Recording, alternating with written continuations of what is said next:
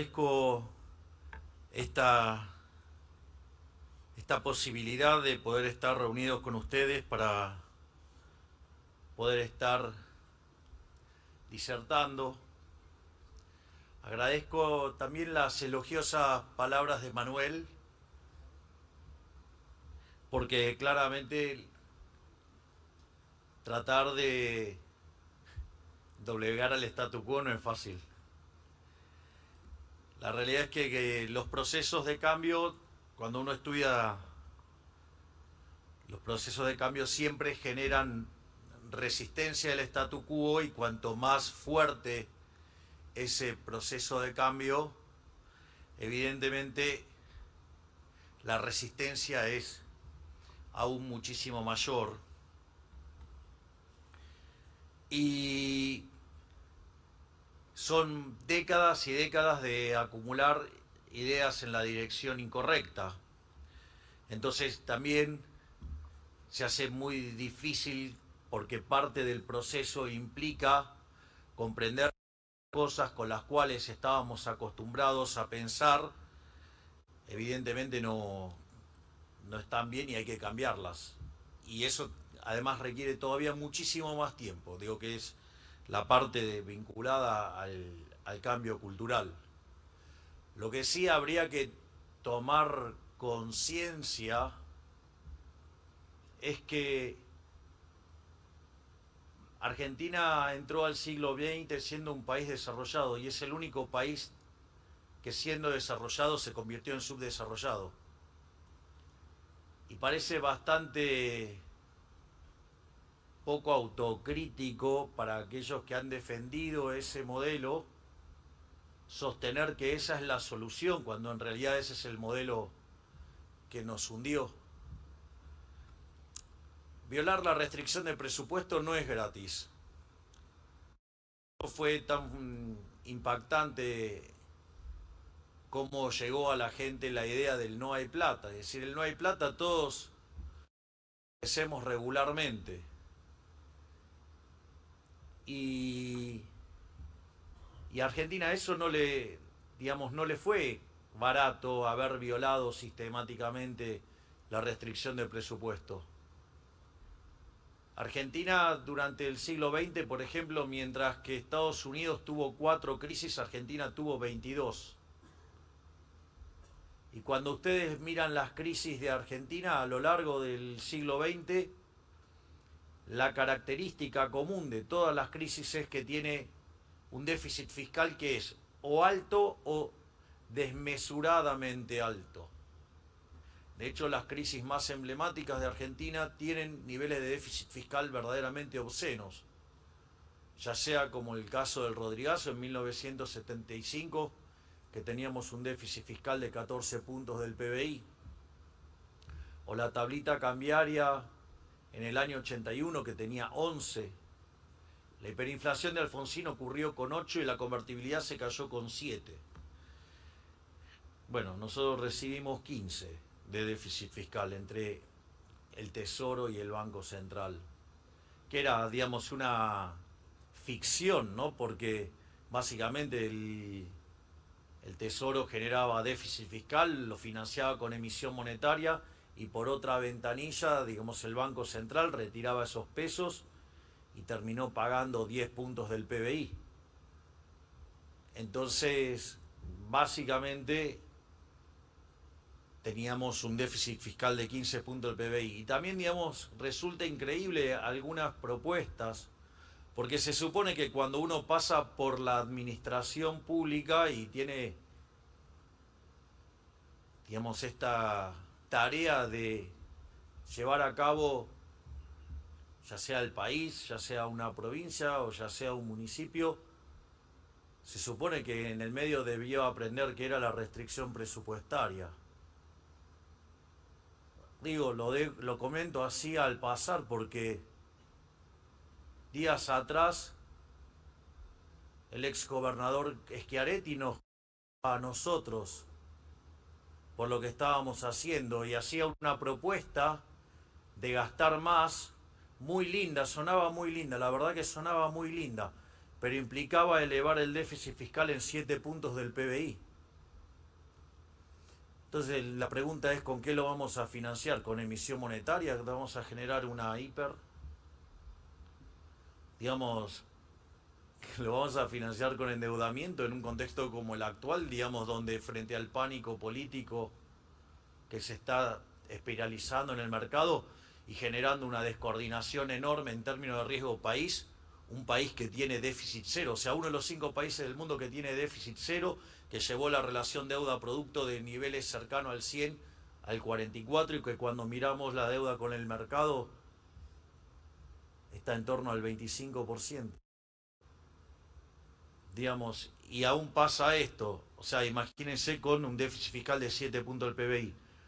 O en términos de impuestos, quisiera saber, porque por cada punto del PBI necesitamos, por ejemplo, 3 puntos de IVA. Entonces yo le preguntaría al ex gobernador Schiaretti si está pensando en llevar el IVA al 42%. Es decir, si está pensando financiar esa locura gastomaníaca, hundiendo más gente en la pobreza, llevando el IVA al 42%. Porque necesitaríamos 21 puntos más de IVA, por ejemplo. Entonces, digo, ¿cuál es la alternativa? Gastar para generar una hiper, gastar para hundir a nuestros hijos, nietos y generaciones futuras, o matar de hambre a la gente subiendo el IVA brutalmente. Entonces, digo, romper con el círculo de la demagogia también es un tema no menor, porque, digo, 2 más 2 siguen siendo 4. Y eso parece que la política argentina se resiste a verlo. Es como querer negar la ley de gravedad. No, la ley de la gravedad no es cruel. Digo, pero si ustedes se tiran de un piso 50 se van a estrellar. Digo, y a nadie se le ocurre andar diciendo que la ley de la gravedad es cruel. Bueno, la restricción de presupuesto es... Por eso era tan genial el ejemplo ese que había hecho Alfredo Caseros con flan, ¿no? O sea, se le había terminado de quemar la casa y gritaba que quería flan. No, pero se quemó la casa, quiero flan. Pero, digamos, o sea, no hay heladera, quiero flan. No, no, pero digamos, o sea, no tenés casa, quiero flan. Digo, y pareciera que la política en Argentina está empecinada en eso. Es decir, en violar sistemáticamente la restricción de presupuesto. Es decir, o si se financia con emisión de dinero, ¿a quién creen que van a perjudicar? Se supone que dicen que van a proteger a los más vulnerables con emisión monetaria. Es decir, con impuesto inflacionario, digamos, me parece que no se enteraron que es el impuesto más regresivo de todos. Por lo tanto, digamos, uno también se encuentra no solo con el que tiene que gestionar, sino que además tiene que luchar y romper la demagogia. Tal como lo mencionó Manuel en la intro que hizo, que te agradezco mucho, Manuel, por tu generosidad. Argentina, probablemente nosotros cuando llegamos recibimos la peor herencia de la historia, porque teníamos un desequilibrio monetario, un money overhang que era el doble del que había en la previa al Rodrigazo, que implicó sextuplicar la tasa de inflación, con lo cual de base íbamos a ir a multiplicar por 12 la tasa de inflación. No solo eso, sino que además teníamos un desequilibrio en la hoja de balance del Banco Central mayor que la que tenía, por ejemplo, Alfonsín en la previa de la hiper. Alfonsín tenía pasivos remunerados respecto a base de 3, nosotros teníamos 4. Es decir, nosotros en un día podíamos quintuplicar la cantidad de dinero. Teníamos indicadores sociales peores que los del 2001 al momento de llegar. Aún los no sincerados. Pero además teníamos déficit fiscal por 5 puntos del PBI en el Tesoro, 10 puntos del PBI en el Banco Central. Teníamos deuda en pesos venciendo muy rápidamente por el equivalente de 9 bases monetarias. Teníamos el acuerdo con el fondo caído, teníamos también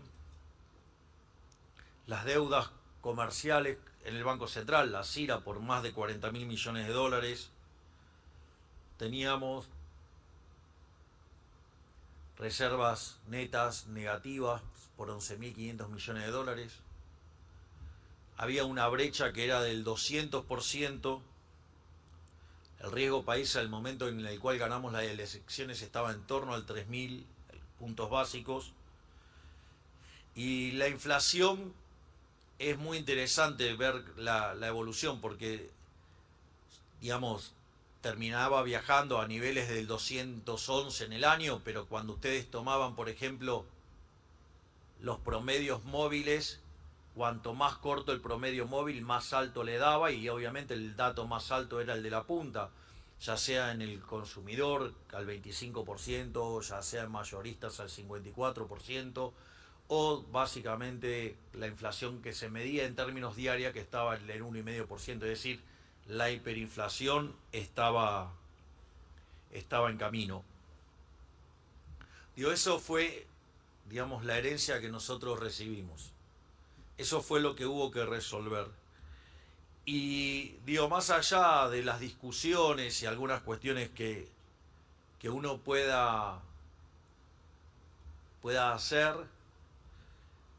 nosotros sabíamos que era fundamental terminar con la inflación, y para terminar con la inflación había que terminar con la emisión. O sea, nosotros consideramos que la inflación es siempre y en todo lugar un fenómeno monetario que se genera por el exceso de oferta de dinero, ya sea porque subió la oferta, porque cayó la demanda, ocurrieron las dos cosas a la vez, que generan una pérdida del poder adquisitivo del dinero y todos los precios expresados en unidades monetarias suben.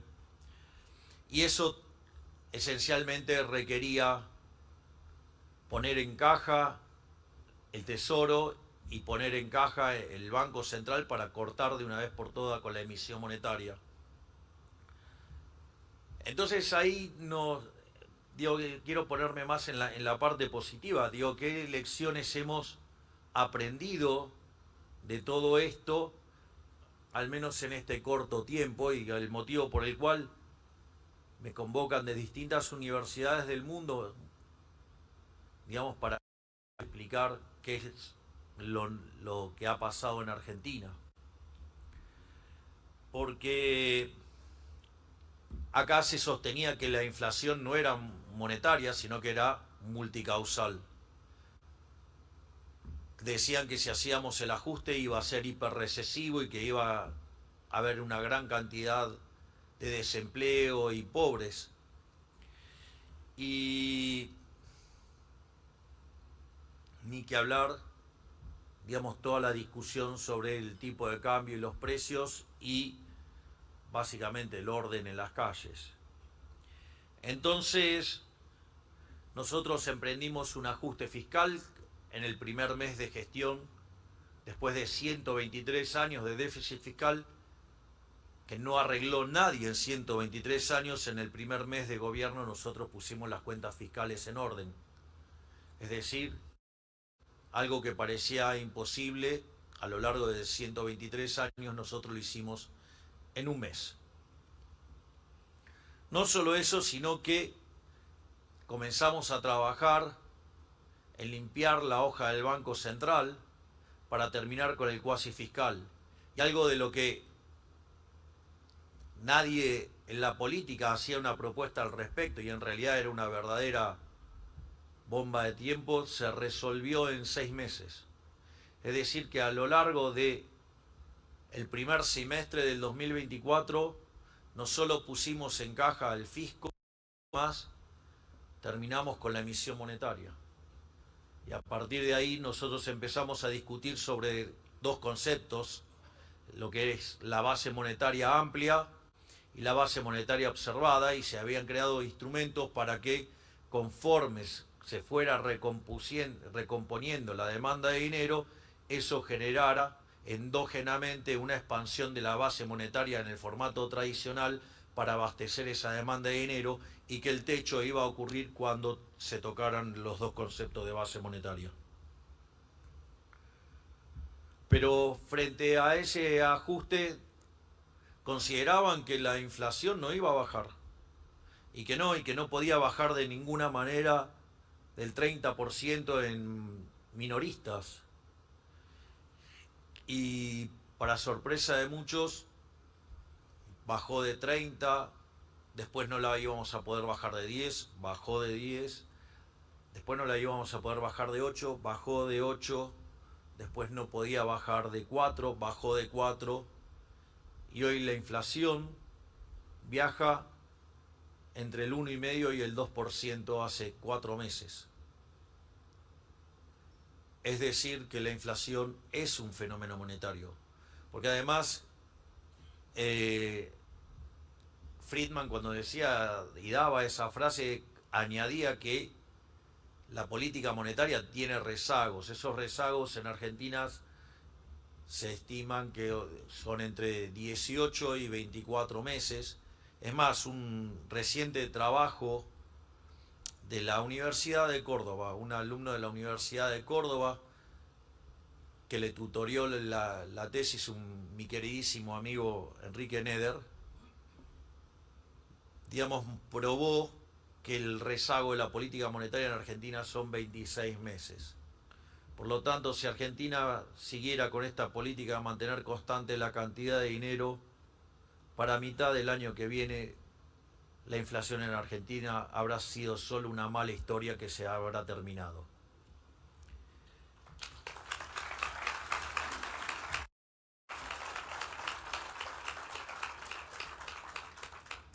Por ende, al menos ya tenemos una lección, y es que el dinero es lo que causa la inflación. No solo aprendimos esa lección, aprendimos también otra lección, que uno podía hacer un ajuste fiscal y que el ajuste fiscal podía ser expansivo. En la literatura de política económica, en especial, digamos, desde algunos trabajos de Alesina, estaba la idea del ajuste expansivo, que era que ustedes ponían en caja las cuentas públicas y eso hacía caer el país fuertemente y eso les permitía una expansión. Sin embargo, nosotros creíamos que había otra forma también de encarar el ajuste y de que el ajuste fuera expansivo. La clave siempre en el ajuste es que cuando ustedes hacen un ajuste, la contracara de eso es que en realidad lo que están haciendo es aumentar el ahorro. Entonces, si la contraparte tiene una suba de la inversión, digamos, ese ajuste puede ser expansivo. Y nosotros considerábamos que si ese ajuste caía sobre el sector no productivo del país, o sea, el Estado, y el ajuste caía sobre el Estado, a diferencia de otras experiencias que siempre se hacía subiendo los impuestos y por ende eso hacía que la inversión no se expandiera y consecuentemente la economía se entraba en una recesión, nosotros considerábamos que si ese aumento de ahorro era por reducción del gasto público, eso iba a liberar recursos al sector privado y eso iba a expandir la economía. Ok, cuando estaba planteado en la campaña parecía una discusión teórica o un discurso de campaña. Bueno, fue lo que hicimos. De hecho, no solo hicimos el ajuste, sino que a lo largo del 2024 bajamos los impuestos por el equivalente de 2,5 puntos del PBI. O sea, con lo cual, automáticamente, no solo que además el ajuste no fue recesivo y como pronosticaban que nos íbamos a hundir en la Gran Depresión y demás, la economía argentina venía con un arrastre estadístico, o sea, nosotros cuando llegamos la economía ya estaba en recesión y el arrastre estadístico era 3% del PBI. Si el PBI del 2024 terminó con una caída de 1,7 es porque quiere decir que en algún momento empezó a rebotar. El momento donde la economía argentina tocó fondo fue en abril del 24. Y a partir de ahí la economía argentina empezó a expandirse y cuando terminó el año 2024, en diciembre, el EMAE desestacionalizado, que es el estimador mensual de la actividad económica, terminó 6 puntos porcentuales arriba que el de diciembre. Es decir, que además probamos que se podía hacer un ajuste que fuera expansivo, siempre que ese ajuste implicara ir sobre el sector parasitario de la economía, que es el Estado. O sea, achicar el Estado generó una expansión. Es decir, hicimos un ajuste que fue expansivo. Entonces, no solo logramos bajar fuertemente la inflación, no solo logramos evitar la hiperinflación, sino que además la recomposición de las cuentas públicas derivó en una expansión de la economía. Y de hecho esa expansión de la economía siguió a lo largo del primer y segundo trimestre de este año, porque básicamente la observación del dato del primer trimestre, digamos, está 5,7 arriba respecto al año anterior y 6,3, pero claro, digamos, desde el mes de marzo, febrero, marzo, la política no para de meter palos en la rueda. Dios, hay un empecinamiento por destruir todo lo que hemos construido. Es decir, a lo largo de este año, la parte más irracional de la política argentina lo único que intenta hacer es romper el equilibrio macroeconómico. Y es por eso que, digamos, nos sacaron más de 40 leyes en contra. La verdad que también la crítica que se hace a la política es bastante ingenua, por decirlo, porque nunca deberían olvidarse que nosotros asumimos con el 15% de la Cámara de Diputados y menos del 10% de la de senadores. O sea, es increíble todo lo que hicimos en el primer año, pero creo que de hecho nos dieron todas esas cosas porque creían que iba a salir mal.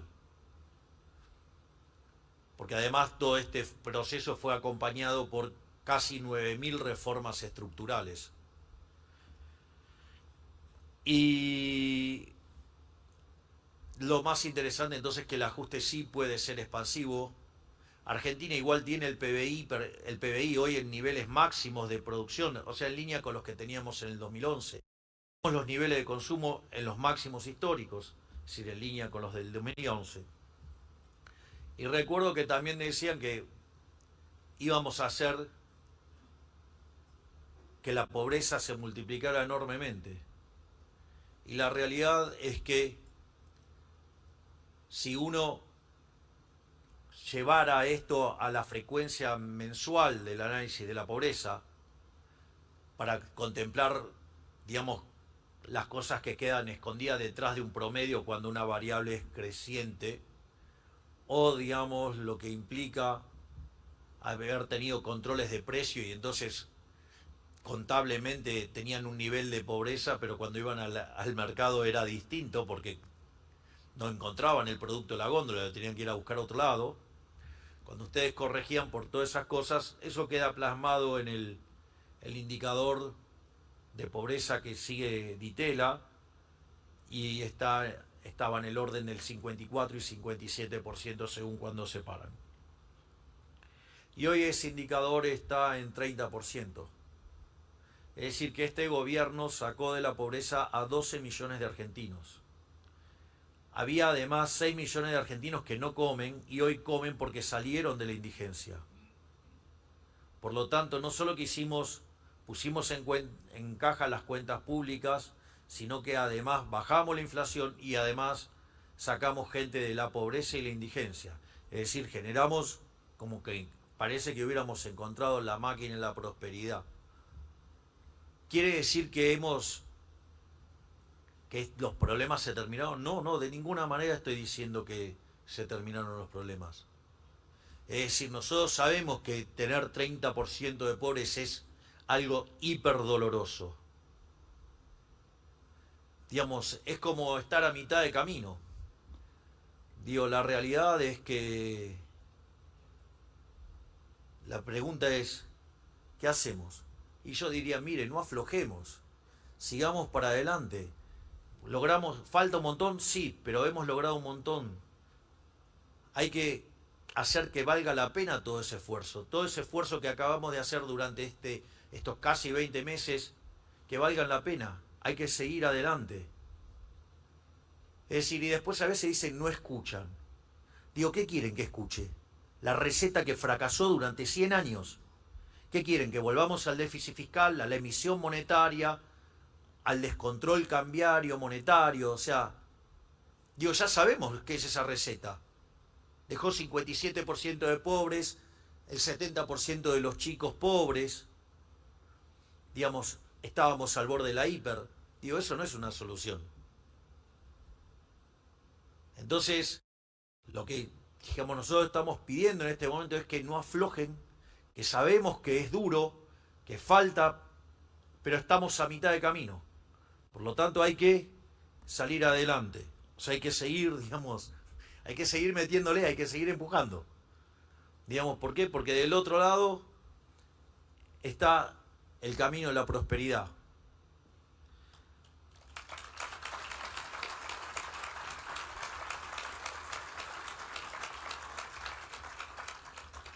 La otra falacia que también hemos logrado destruir es la falacia del pass-through, es decir, el traspaso de la devaluación a precios. Y la realidad es que, dado este comportamiento destructivo del partido del Estado, básicamente hemos tenido muchísima volatilidad, se ha traducido en mucha volatilidad en el tipo de cambio. Sin embargo, la inflación minorista continúa en torno al 1,5 y el 2%. Y eso que miren que la demanda de dinero la están sacudiendo de lo lindo, ¿eh?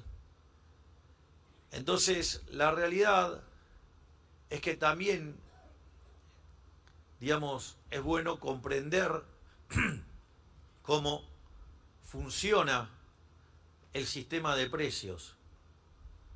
Y me parece que también es una lección interesante para no cometer determinados errores de cara al futuro. Ahora, también hay algo que es muy importante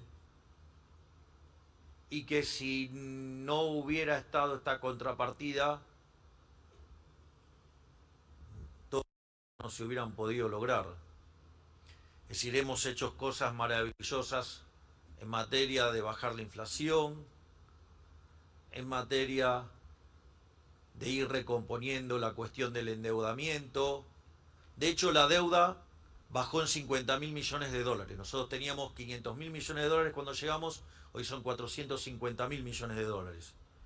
Es decir, somos el primer gobierno que paga tanta deuda. O sea, pagamos deuda, en 20 meses bajamos la deuda a 50.000 millones de dólares. Por eso pasó de niveles del 100% a 44%. Pero,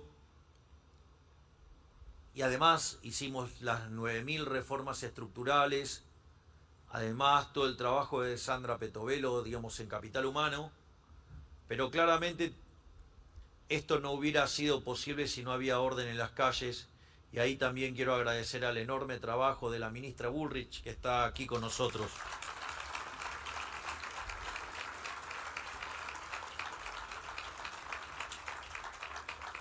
A la ministra Bullrich, además también los argentinos tenemos una gran deuda con ella, porque es una verdadera patriota. Porque cuando en el 22 de octubre del 23, a la luz del resultado electoral, tuvo una generosidad enorme en redireccionar su fuerza política para apoyarnos en el balotaje, y que fue lo que permitió que yo tenga la posibilidad de ser presidente de la Nación Argentina. Y gracias a su grandeza y a su entereza y de ser una argentina de bien, una patriota, digamos, la doctora Bullrich habló con el expresidente Mauricio Macri y juntos decidieron apoyar, llegamos a la presidencia y pudimos hacer muchísimas cosas enormes a lo largo del primer año y meses del gobierno, y que estamos confiados que vamos a poder seguir haciéndolo de acá en adelante, porque ya todos hemos visto quién está de enfrente, ya hemos visto a los forajidos de vuelta. Así es que, digamos, vamos a seguir trabajando por hacer una Argentina mejor para que salgamos del populismo y salgamos adelante de una vez por todas.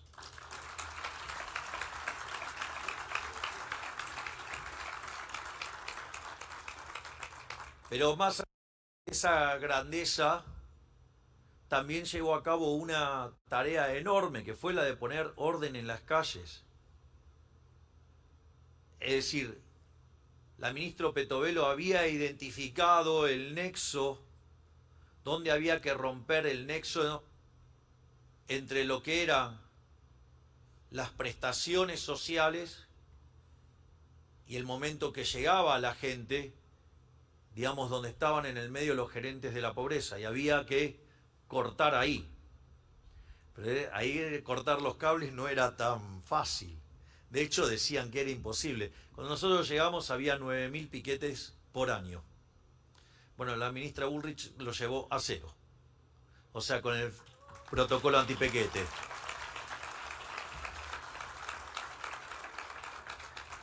Y eso nos permitió tener orden en las calles. Volvió el orden a Argentina. Sin orden tampoco hay progreso. Así es que creo que hay varias lecciones para aprender de estos 20 meses que llevamos en el poder. Obviamente que en un año electoral, digamos, y donde la única propuesta que tiene el Partido del Estado es destruir, porque la única propuesta que tienen es destruir. O sea, y lo dicen abiertamente. Digo, todos los que están acá, que son emprendedores, saben lo que cuesta construir. Digo, construir es algo que requiere de mucho trabajo, y destruir, digamos, se puede destruir muy fácil. Y piensen en un edificio, ¿no? Digo, ustedes pueden construir un rascacielos y después, con el sistema ese de implosión interna, lo pueden hacer desaparecer en muy poco. Entonces, si tomamos conciencia del monstruo que hay enfrente, yo creo que la sociedad va a volver a reflexionar, digamos, si este 26 de octubre va a pintar de violeta el país.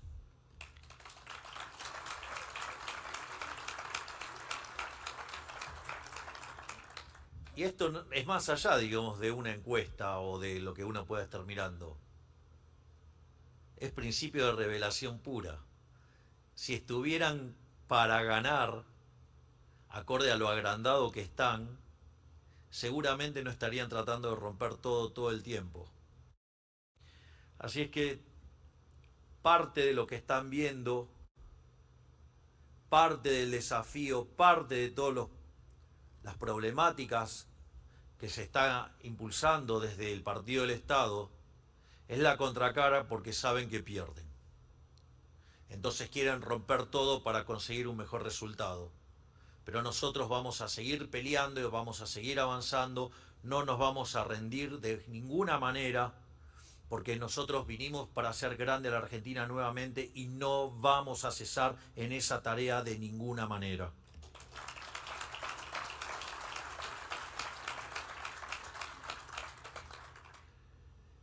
Pero más allá de eso, me gustaría darles algunos lineamientos por qué nosotros somos el Partido de la Esperanza, por qué nosotros somos la esperanza, por qué es posible hacer grande a la Argentina nuevamente.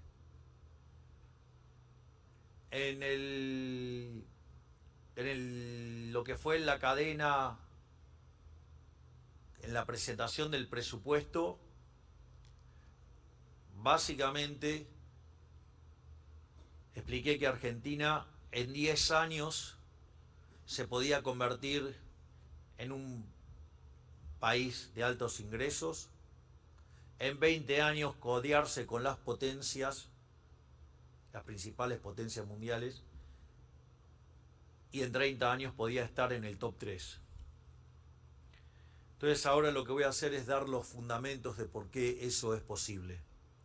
Para lograr algo así uno tendría que encadenar por lo menos un par de décadas creciendo a tasas del 7%. De hecho, en los procesos de convergencia hay países que han logrado crecer a tasas del 10 durante 14 años, que es equivalente. Piensen que hay cuando ustedes estudian crecimiento hay una regla que se llama regla del 70, que sirve para determinar en cuántos años duplican el PBI. Entonces, por ejemplo, si ustedes crecen al 10%, duplican en 7 años. ¿Quién lo hizo esto? Por ejemplo, lo hizo China. China encadenó 2 periodos de 7 años creciendo al 10. Eso implica multiplicar el PBI por 4. Es decir, eso no es que no se hizo, se hizo. De hecho, les voy a decir algo. Cuando Argentina tomó lugar el milagro liberal desde la llegada de Urquiza al poder, con la constitución de Alberdi del 53, Argentina, digamos, de ser un país de bárbaros, se convirtió en la primer potencia mundial.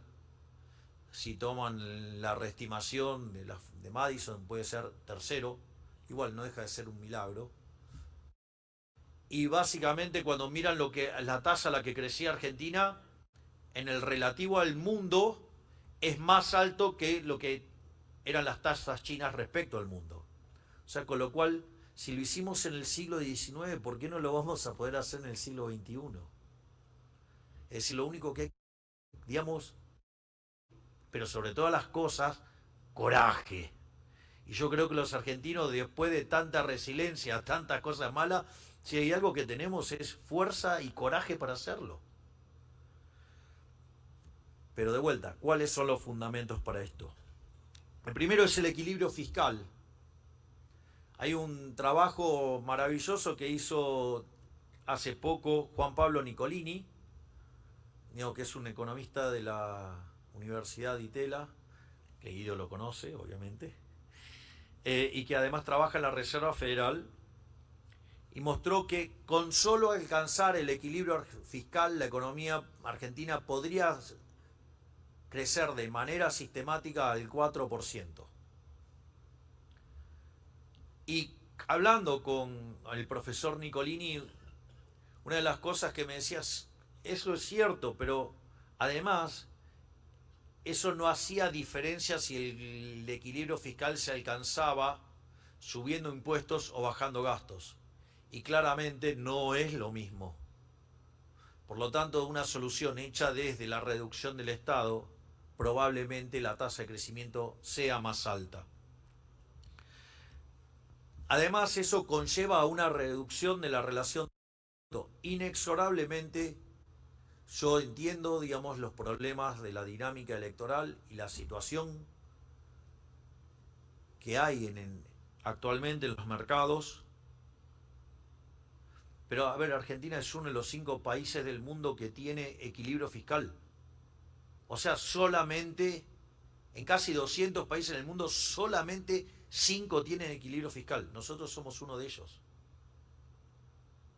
Es decir, si ustedes se dan cuenta, todo el pánico es político. Por lo tanto, si el 26 de octubre pintamos a la Argentina de violeta, el sueño argentino va a ser posible de ser grande Argentina nuevamente.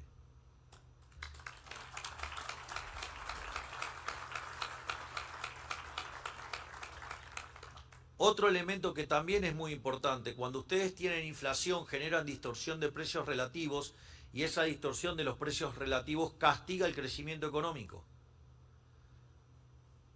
A mitad del año que viene la inflación habrá sido historia, por lo tanto eso va a implicar un salto en el nivel del PBI. Es decir, va a ser de una vez para siempre, se va a manifestar como mayor crecimiento, pero es un efecto de una vez y para siempre, pero sí que va a existir. Y no es menor porque después van a escalar crecimientos sobre eso. Pero no solo eso, en distintas ponencias, el ministro Luis Toto Caputo Además habló de lo que sería nuestra reforma tributaria. Y es una reforma tributaria destinada a bajar impuestos, no a subir impuestos. Y nuestra hipótesis es que si nosotros lográramos encadenar una secuencia de tasas de crecimiento en torno al 6-7%, de acá al año 2031 le estaríamos devolviendo a los argentinos en reducción de impuestos 500.000 millones de dólares. Es decir, más que lo que debemos hoy como país. Y eso sí que es un shock de...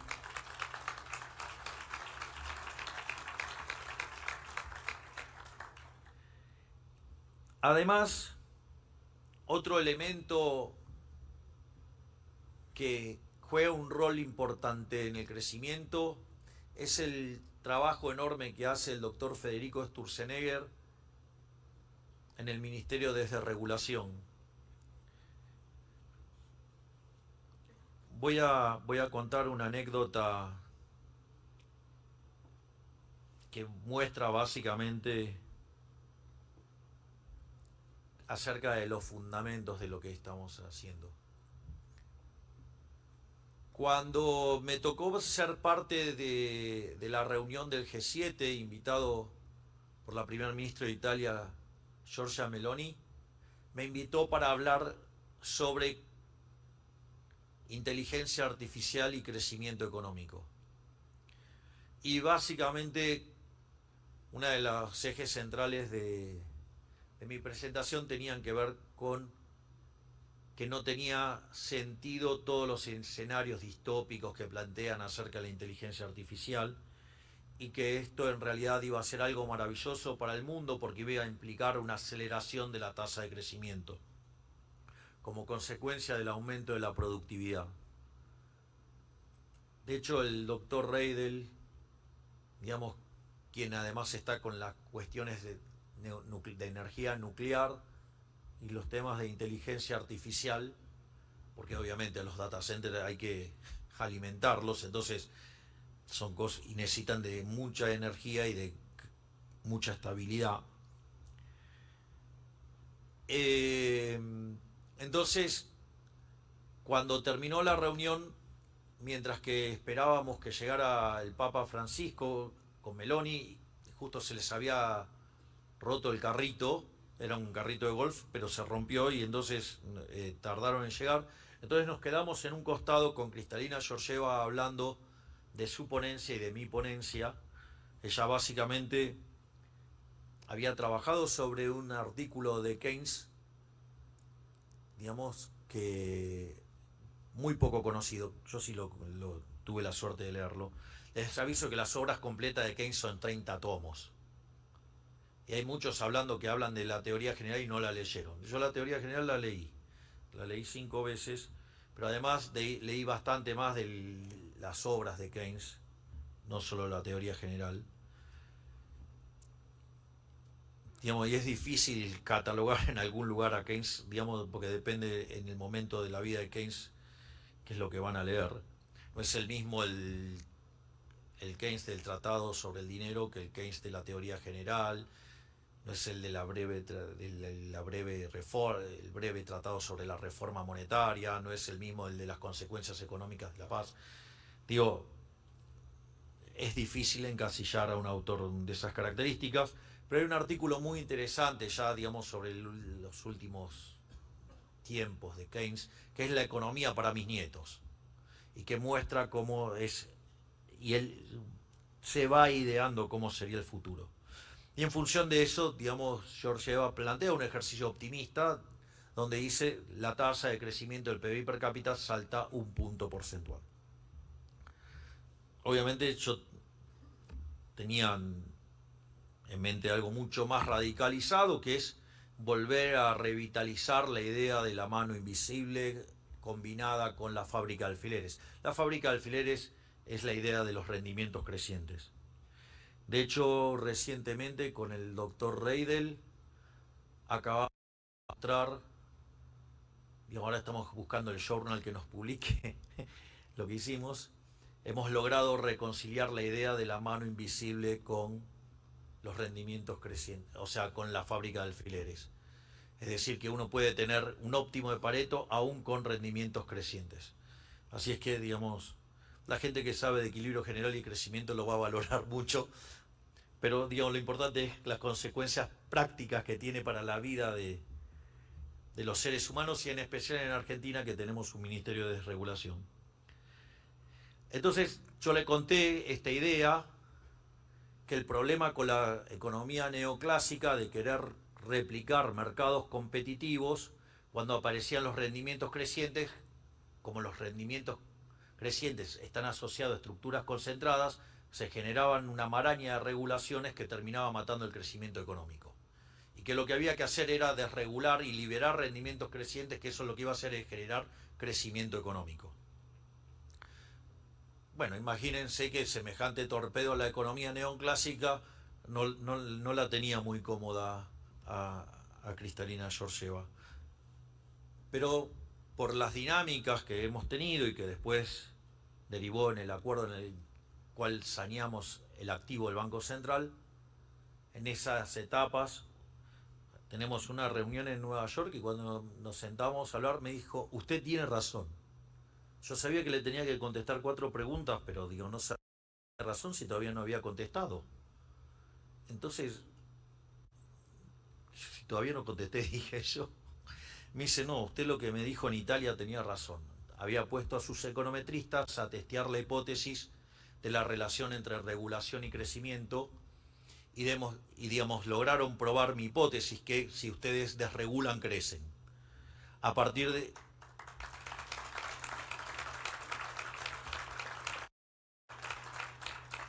Y es así que me pidió si podían sumar a Federico, a Sturzenegger, como parte de los asesores del fondo para desregular y generar crecimiento económico.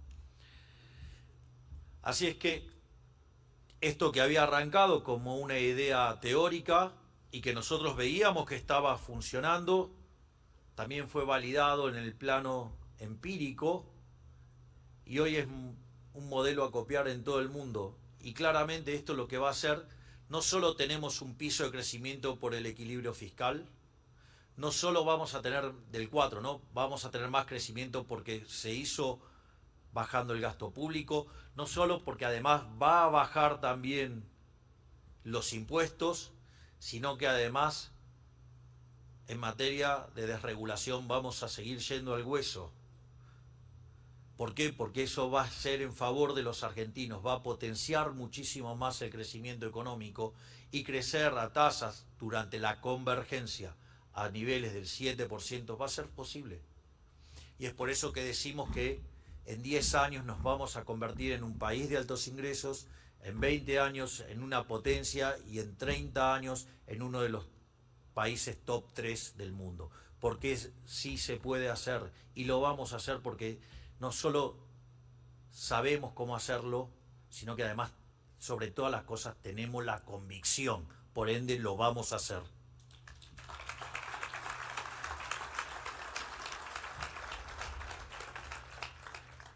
Pero nuestra estrategia de crecimiento no se queda ahí. De hecho, cuando ustedes miran la discusión en la literatura de crecimiento económico sobre qué es lo que explica el crecimiento económico, ese debate queda saldado, digo, a fines de los 80, inicio de los 90, con un trabajo de Mankiw, David Weil y David Romer, no Paul Romer, David Romer, aclaro porque no es lo mismo.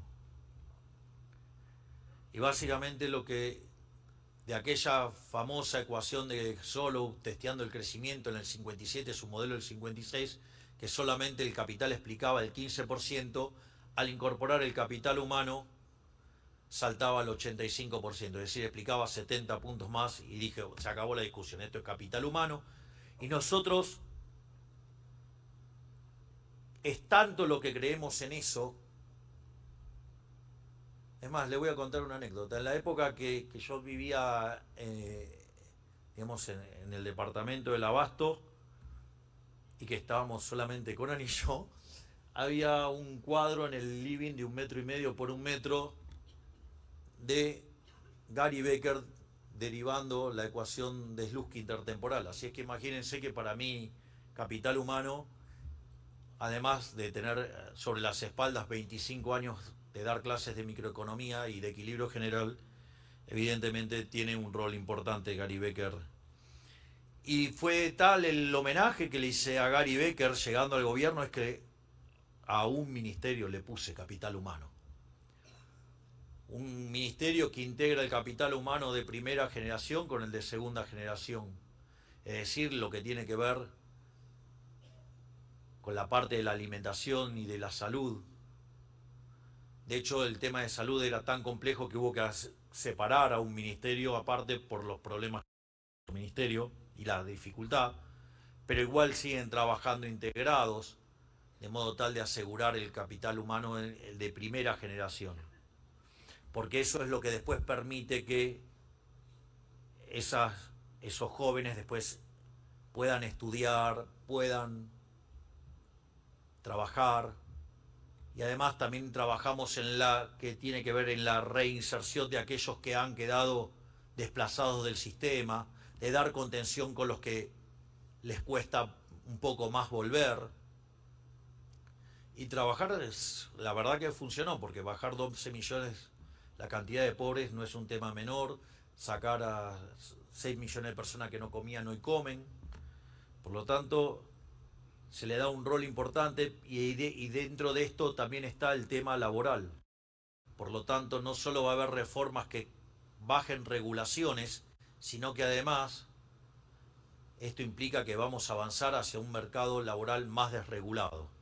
Es decir, parte de este crecimiento entonces tiene que ver con seguir desregulando en todos los mercados y también desregular en el mercado de trabajo. O sea que se viene reforma tributaria, reforma laboral y mucha desregulación económica para adelante.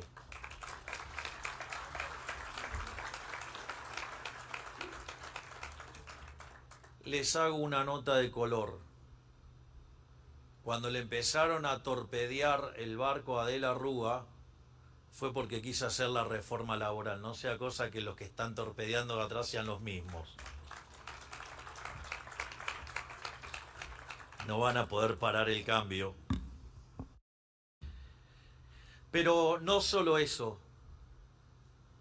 Digamos, además tenemos muchos sectores con gran potencial, ya sea lo que es el campo argentino, la ganadería, lo que tiene, o sea, el agro, la ganadería, lo que tiene que ver con la minería, que tenemos el tema del litio, el oro, el cobre. Digamos, el RIGI de hecho trajo 25.000 millones de dólares en inversiones y hay pendiente 40.000 millones. Es decir, los que decían que el RIGI no iba a funcionar, bueno, parece que funciona. Pero no solo eso, digamos, todo lo que tenemos en materia de minerales, la revolución del oil and gas, digamos, en Argentina, en especial Vaca Muerta, también lo que tenemos para hacer en materia de energía nuclear, donde estamos avanzando en la construcción de los CMRs, o sea, los sistemas modulares, que además son escalables y es una energía segura. Por lo tanto, estamos trabajando mucho en el desarrollo nuclear. Hemos hecho un acuerdo con Francia, que son los principales productores de este tipo de tecnología. Y además tenemos el uranio, entonces estamos en condiciones de ser un player importante. De hecho, Argentina se sienta en la mesa de los players importantes. Bueno, queremos ser todavía más importante. Y eso, digamos, va a facilitar todos los desarrollos de inteligencia artificial que estamos pensando que podrían tomar lugar en el sur. Y finalmente, otro tema no menor, y es el tema de la apertura comercial. Es decir, una vez que nosotros avancemos en la tributaria, una vez que avancemos en la reforma laboral, vamos a estar en condiciones de abrir más la economía sin que eso tenga un costo social negativo. Muy importante la secuencia. No es lo mismo abrir la economía y después, digamos, desregular el mercado laboral y después bajar impuestos. Eso podría ser profundamente doloroso para la población. Por eso es bajar impuestos, después de regular el mercado laboral, después abrir y entrar en un loop permanente. En ese sentido, hemos estado también avanzando y trabajando muy fuertemente en un acuerdo comercial con los Estados Unidos, donde Argentina estaría teniendo un trato muchísimo mejor que el resto de los países, sino que además hemos profundizado nuestro vínculo con el Mercosur y estamos trabajando muy rápidamente y avanzando mucho más de lo que se había avanzado hasta ahora en el acuerdo con la Unión Europea, y días atrás también cerramos el acuerdo con EFTA. Así es que también trabajamos para que Argentina cada día sea un país más abierto. Por lo tanto, los Key Value Drivers para que Argentina pueda crecer están a toda marcha, están a toda máquina. Probablemente tengamos una pequeña pausa como consecuencia de la volatilidad que está creando el Partido del Estado. Pero no tengan duda que si el 26 de octubre pintamos a la Argentina de violeta, vamos a iniciar el camino a la tierra prometida y Argentina va a ser grande nuevamente. Muchísimas gracias y ¡viva la libertad, carajo!